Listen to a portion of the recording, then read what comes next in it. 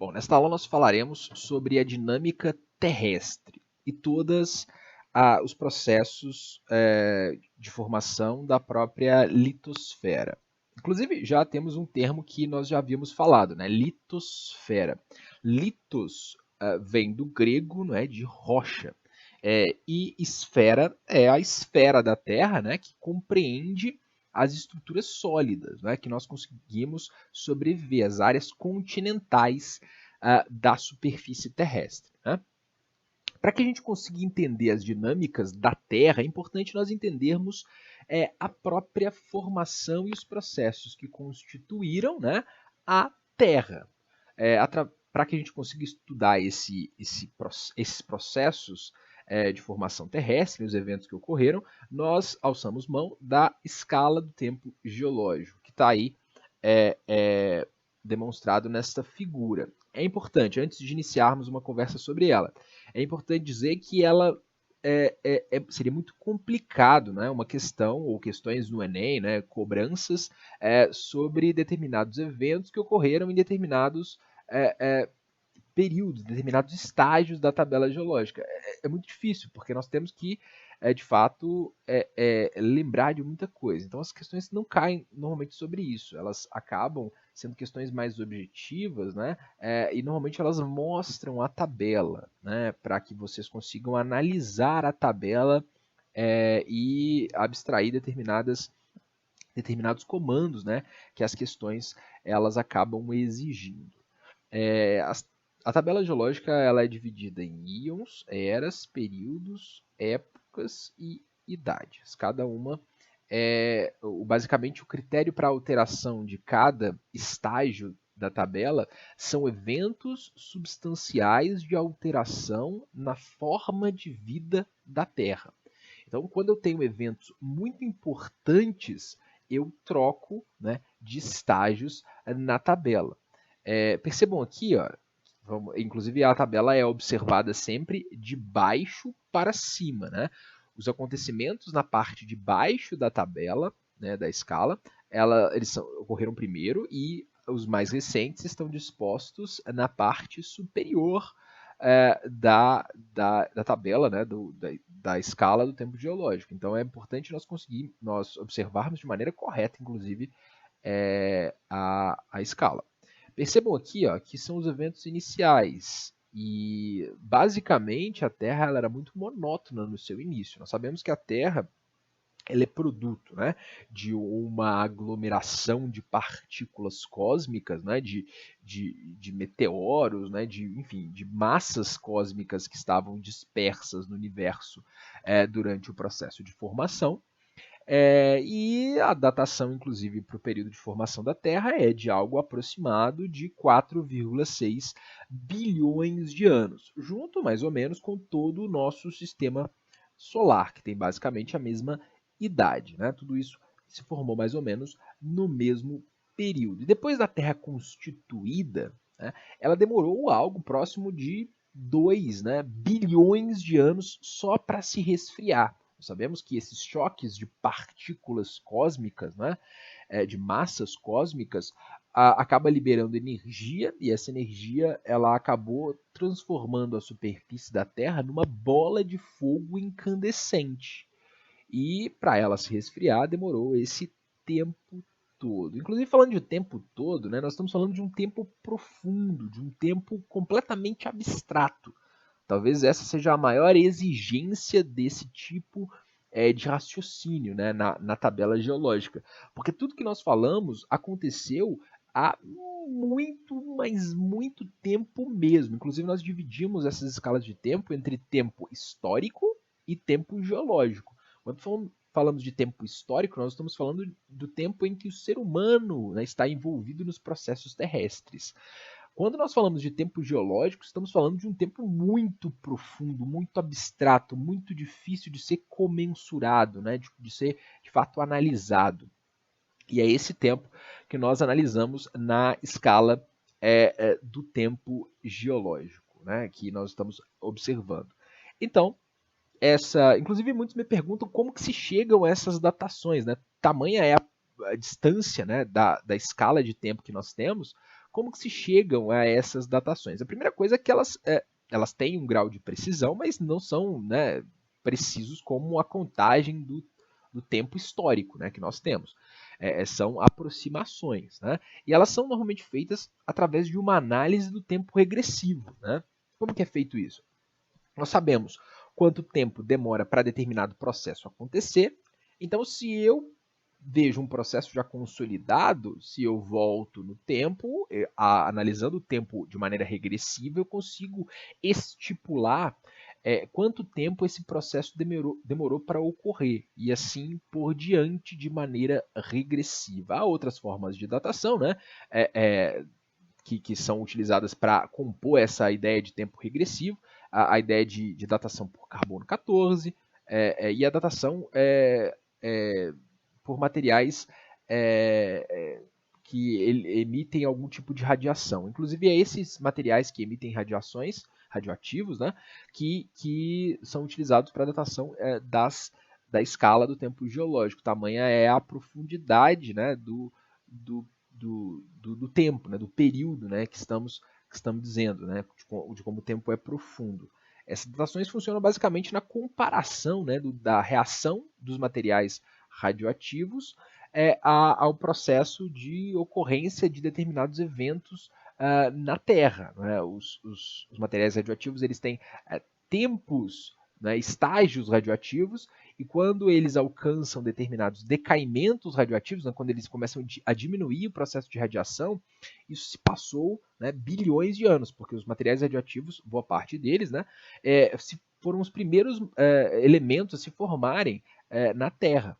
Né, foram os primeiros minerais a se formarem na Terra, e por isso que nós conseguimos comparar mais ou menos com a datação desses materiais radioativos os processos que ocorreram na Terra. Então, aqui nós temos essas divisões, como eu estava dizendo, né?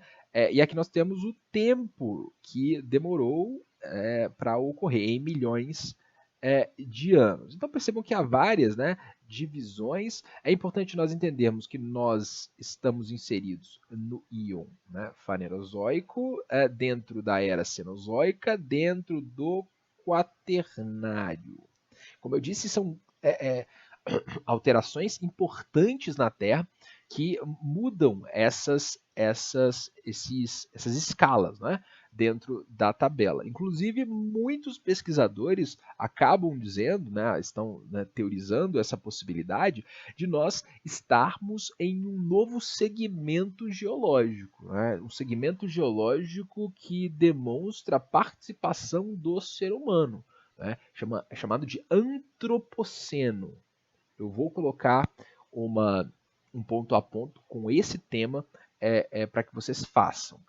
O antropoceno ele é uma nova divisão geológica provocada pela própria interferência do ser humano na Terra, na própria estrutura da Terra, na própria estratigrafia da Terra, né? Composição das camadas da Terra, no caso da estratigrafia, nas camadas do próprio solo, da própria litosfera. Nós, seres humanos, criamos esses impactos e conseguimos observá-los através de análise da própria litosfera. Né? Por exemplo, a poluição, por exemplo, os testes atômicos, né, que dispõem camadas de materiais radioativos, né, utilizados em algumas regiões, a poeira atômica, né, decaindo e fazendo parte da estratigrafia do solo. Tudo isso são demonstrações incontestes, né, incontestáveis, de que o ser humano é um agente transformador da própria estrutura da litosfera. Então, para alguns pesquisadores, nós estamos, então, num outro estágio geológico, que ainda não se sabem se vai ser uma época, se vai ser um período, mas que nós estamos neste período. Enfim, se vocês observarem, há vários eventos que acontecem em cada um. Por exemplo, no Triássico, né, o surgimento dos dinossauros. Por exemplo, no Permiano, né, onde quase que a totalidade, né, mais de 90% da vida na Terra, ela acaba morrendo, né, por eventos vulcânicos, né, que tornam a atmosfera completamente tóxica.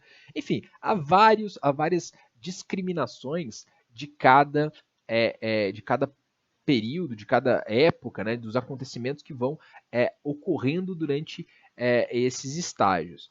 Como eu disse, as questões, elas basicamente elas são interpretativas, né? Elas pedem algum tipo de interpretação destes períodos, ou principalmente períodos e épocas da escala geológica. Né? Na próxima imagem, inclusive, eu falei, adiantei, né, sobre a insignificância, né, da vida do ser humano no período geológico terrestre. Então percebam que é uma comparação muito utilizada, né, uma comparação muito didática, né, comparar os 4,6 bilhões de anos da Terra com as 24 horas de um dia. Ao compararmos isso, nós sabemos de uma maneira um pouco mais precisa, de um pouco mais razoável, o quanto de tempo demora determinados processos. Percebam aqui que nas primeiras horas a Terra era basicamente um alvo de chuvas de meteoro, né? de saraivadas de meteoros. Então, percebam que, olha, da primeira hora até basicamente quase chegando às 3 horas e meia, a Terra estava em processo de formação. Ela demora para se resfriar. E aqui, ó, sem alongar muito, aqui nós temos o surgimento do ser humano. Nos segundos do último minuto para completar as 24 horas. Então perceba a insignificância da vida humana perante ao tempo, né, de formação da própria Terra e dos eventos, né, que antecederam o próprio surgimento do ser humano. É basicamente né, uma demonstração de como nós, de fato, somos insignificantes perto do tempo geológico, né, que se formou a Terra. Aqui nós temos as camadas da Terra. As camadas da Terra são a camada mais externa, nós temos a crosta terrestre, nós temos o manto dividido em dois, né? O manto próximo à crosta terrestre, chamado de manto superior. Nós temos, numa parte mais interior, o manto interior e o núcleo, que são dois também, o núcleo externo e o núcleo interno. Basicamente, a diferença, né, do manto e do núcleo, né, e dos estágios de manto e de núcleo, são a densidade do magma que cada um compõe. Né? Aqui nós temos o magma um pouco mais denso, talvez uma consistência próxima a uma pasta de dente. Né? Aqui nós temos um magma menos denso, um magma mais líquido, mais associado talvez a um shampoo. Aqui nós temos novamente um magma denso e aqui um sólido. Né? A pressão do núcleo é tão grande, né, que o núcleo interno ele é completamente sólido. A temperatura e a pressão é gigantesca, o que impede com que essa parte deste magma, né, que basicamente concentra níquel e ferro, né, dois componentes minerais altamente densos, de se tornarem líquido. Então essa região aqui é o núcleo interno. É importante nós diferenciarmos, né, e sabermos a diferença, principalmente de nomenclatura, de cada uma dessas camadas que compõem a Terra. Inclusive, eu peço que vocês observem, eu tirei uma foto do nosso livro, e vocês certamente podem pegar aí agora, está na página 64 e 65, que mostra um infográfico muito legal sobre a estrutura da Terra. Né? Vai mostrando, inclusive, as camadas, a profundidade das camadas, não é? O raio da própria Terra, inclusive tem algumas demonstrações de atmosfera, da hidrosfera que nós falaremos mais adiante, da atmosfera também que nós falaremos mais adiante, não desprezem essas informações aqui por enquanto, né? Mas nós falaremos dela mais adiante. Então, mostram várias características importantes. Né? Depois de uma atenta observação de todo esse infográfico aqui, inclusive isso que nós falaremos adiante, a isostasia. Eu quero que vocês utilizam esse QR Code aqui, olha, estão vendo? Estou mostrando com o cursor do mouse. Porque vai ter uma atividade sobre uma interpretação desse infográfico. Eu quero que vocês façam essa atividade. Vai abrir um link, né? Com a atividade no celular de vocês. É só apontar a câmera do celular para esse QR Code que vai abrir essa atividade. Nós vamos falar do princípio de isostasia, que eu até adiantei que estava disposto nessa região aqui. Ó. A isostasia, aqui eu coloquei como massas na água, né? Mas nós sabemos que o magma, né, é rocha em estado líquido. Então, parte do mesmo princípio. Eu acho que esse princípio de blocos na água, ele é mais didático, ele é mais fácil de ser compreendido. Né? Inclusive, eu normalmente comparo com um copo com gelo. Né? Se você coloca um copo com gelos, né, com cubos de gelos, né, um copo preenchido de água e cubos de gelos, você percebe que o gelo ele afunda uma parte e a outra parte fica emersa. Né? Uma parte fica submersa, assim como nós temos aqui. Ó. Uma parte fica submersa embaixo do nível da água e uma parte fica emersa acima do nível da água. É o mesmo princípio dos icebergs também. Né? Aqui nós temos uma parte superficial e uma parte mais né, protuberante aprofundada, né? Uma parte mais destacável aprofundada. Então, essa lógica é um equilíbrio gravitacional das massas sobre líquidos. Então, acontece tanto na água, como eu estou dizendo aqui, nesse exemplo da imagem, como também no próprio manto, né, que é uma rocha líquida. Nós sabemos que a crosta terrestre ela é apoiada, né, ela está flutuando sobre o magma. Então, partindo deste princípio, a Terra também se comporta nessa forma de se equilibrar, né, desse equilíbrio gravitacional isostático. Como é que funciona? Imaginem só. Percebam aqui, ó, a área A, a área B e a área C. Vocês concordam? Vocês conseguem imaginar? Se eu mergulho, por exemplo, o B, que é o mais né, saliente aqui, olha, se eu mergulho o B, se eu faço uma força, empurro o B para baixo, ele vai tender a abaixar, ocupar o maior espaço nessa parte do recipiente. E quando isso acontece, o que vai acontecer com o A, com o C e com os demais? Eles tendem a subir.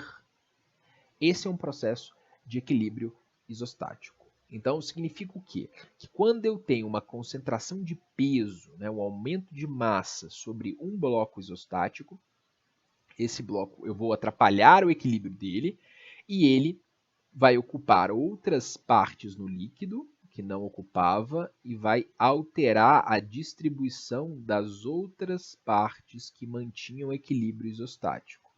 Eu vou alterar a dinâmica isostática, ela vai se reequilibrar e, novamente, quando houver outro evento de alteração do equilíbrio, ela tende a se reestruturar para encontrar o equilíbrio de novo isostático. O gelo do copo talvez seja um bom exemplo.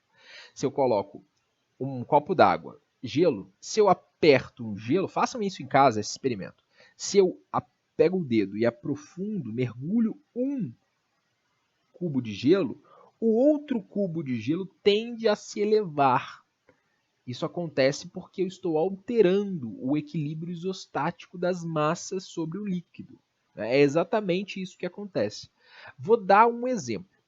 Imaginem só que eu tenha muita erosão, né, muito intemperismo nesse ponto B e muita deposição nesse ponto C, por exemplo. Está ocorrendo muita deposição, está muito sedimento sendo acumulado aqui. O que acontece aqui? A massa do B vai diminuir, depois de milhões de anos ocorrendo esse processo, e a massa do C vai aumentar, concordam? porque aqui eu tenho mais peso, estou colocando sedimentos aqui, muitos pacotes de sedimentos, e aqui eu estou retirando. Esse aqui tende a ficar mais leve, esse aqui tende a ficar mais pesado. Esse tende a mergulhar e esse tende a se soerguer. Assim ocorrem, por exemplo, alguns movimentos orogênicos de formação do próprio relevo. Nós falaremos sobre eles na próxima aula, né? Sobre os movimentos tectônicos que darão origem às estruturas de relevo. Mas já adianto que o equilíbrio isostático ele produz, né, esses soerguimentos e também os rebaixamentos de relevo. Então é importante nós entendermos isso. Nós falamos, inclusive, que as placas tectônicas elas estão dispostas, né, sobre o magma, né, flutuando sobre o magma. E partindo desse princípio, surge a deriva continental. É uma teoria, né, teorizada pelo Alfred Wegener, que ele acaba, né, acreditando que a Terra ela tinha movimentação de seus continentes. Ele acabou observando, né, a sua análise inicial, ela partiu dos encaixes que alguns continentes tinham com outros continentes, né, com algumas porções de continentes. Por exemplo, com a América do Sul, que se encaixa perfeitamente no litoral oeste da África. Então, Wegener começou a desenvolver essa teoria e acabou divulgando essa teoria para seus colegas, né, dentro de reuniões científicas. E ele acabou sendo ridicularizado. Né? As pessoas não acreditavam no que o Wegener tinha desenvolvido. Eles afirmavam, como que nós podemos estar à deriva? Né? Como nós podemos estar completamente soltos, sem nenhum tipo de rumo traçado? Como que a Terra pode movimentar, né, de uma maneira constante? Como que se movimenta nós não conseguimos perceber? Enfim, o Alfred Wegener foi alvejado por diversas perguntas que ele ainda não tinha a resposta. Ele só acreditava através de basicamente dois princípios analíticos. Primeiro, essa ideia da similaridade, né, de regiões litorâneas, né, de estruturas litorâneas, né, de se encaixar, principalmente através da observação do continente, do oeste do continente africano e o leste da América do Sul, se encaixando perfeitamente. Ele era contemporâneo ao Charles Darwin, e ele utilizou vários estudos do Darwin, né, que viajou para diversos continentes, observando a evolução das espécies, e observava que havia tanto espécies vegetais, quanto espécies animais, quanto a própria estrutura do solo, que ela parecida em alguns lugares que ele acreditava que eram próximos, que um dia foram conectados, como, por exemplo, novamente, a América do Sul e a África. Ele percebia que o solo era parecido, que tinha alguns animais parecidos em comum, que havia fósseis, né, de principalmente peixes muito parecidos dos dois lugares, ou até mesmo os mesmos fósseis. E ele, né, mesmo utilizando todo esse argumento científico, toda essa estruturação hipotética, né, de sua teoria, ele não foi aceito, ele foi ridicularizado. Somente muito posteriormente, depois inclusive da própria morte do Wegener, que se descobriu o conceito, né, uma propriedade do comportamento dos líquidos e dos gases que justificam essa teoria da deriva continental, que a transforma inclusive numa realidade, num conceito, né, que é a corrente de convecção, que falaremos adiante. Antes disso, só deixa eu falar sobre a estruturação, né, de como era a deriva continental, de como é o princípio, né, de que todos os continentes eram juntos, eram unidos, né, aproximadamente 200 milhões de anos atrás, num megacontinente chamado Pangeia. Depois, gradativamente, houve a separação, né, desse megacontinente em dois grandes continentes, a Laurásia e a Gondwana, e hoje o mundo moderno distribuído, né, como nós compreendemos. Significa então que o mundo está em constante movimentação. As placas tectônicas continuam se movimentando e um dia, daqui a algumas dezenas, talvez centenas de milhões de anos, nós voltaremos a nos unir em alguma área do globo terrestre. Isso é de fato uma verdade, né? O comportamento tectônico direciona, né, as massas continentais ao acaso, né, à deriva, por isso o próprio conceito. Mas o que justifica a deriva? O que fundamenta a deriva continental como um conceito geográfico? Isso aqui, ó, a corrente de convecção do magma. Como eu disse, a corrente de convecção ela acomete tanto os líquidos, no caso do magma, né, rocha líquida, quanto os gases. Nós voltaremos a estudar correntes de convecção quando estudarmos a atmosfera. A corrente de convecção ela acontece em um lugar, né, e esse lugar ele fica entre o manto superior e a crosta terrestre. Então, observando, o manto superior está aqui, a crosta terrestre está aqui, e esse espaço entre o manto superior e a crosta é chamado de astenosfera. Não confundam astenosfera com atmosfera, são coisas diferentes. A astenosfera é a camada de magma que fica entre a crosta e o manto superior. A astenosfera não é uma camada da Terra, ela é uma subcamada, ela faz parte do manto superior. Então não confundam esses termos. E a atmosfera é a camada de gases que se concentra além, né, da litosfera. Então não confundam essas duas coisas, né? Aqui nós temos inclusive um movimento divergente, nós estudaremos movimento na próxima aula para que essa aula não fique muito grande. E aqui nós temos então o movimento de convecção empurrando esta placa tectônica para cá e esta placa tectônica para o outro lado. Isso acontece por quê? Porque eu tenho troca de temperatura, por isso corrente de convecção. O magma mais próximo ao núcleo é um magma mais quente e menos denso. Como ele é mais quente e menos denso, ele tende a se elevar, se acender, subir. Chegou no alto, ele resfriou porque ele entrou em contato próximo com a litosfera, que tem uma temperatura muito menor, e é exatamente por isso que ela é uma litosfera, né? Ela é uma rocha sólida, litificada. Ela fica mais denso e se resfria, tende a descer. Ela chegou aqui embaixo, esquentou de novo, ficou menos densa, subiu. Chegou lá em cima, resfriou, ficou mais densa, desceu. Percebam então que eu tenho uma corrente, né? Uma roda, né? Funcionando, um ciclo, né? de frequência da transformação da própria composição do magma. Então isso vai fazer com que a litosfera ou a placa tectônica ela se movimente, né? Então a descoberta da deriva da corrente de convecção que vai fundamentar a deriva continental.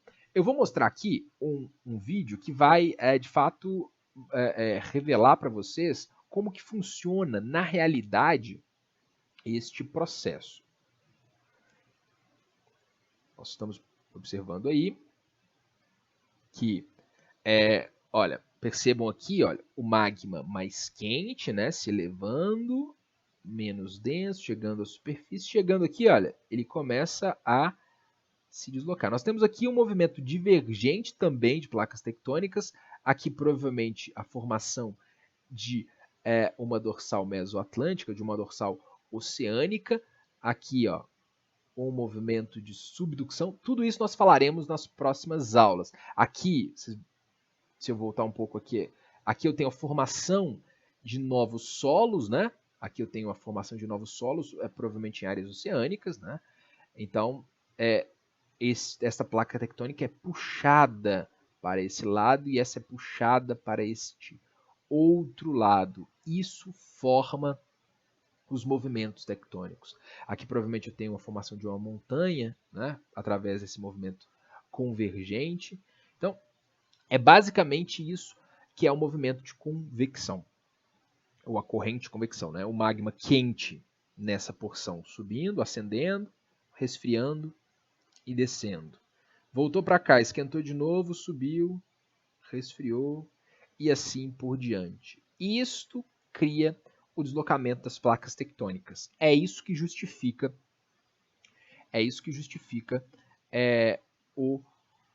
a deriva continental, o conceito de deriva continental.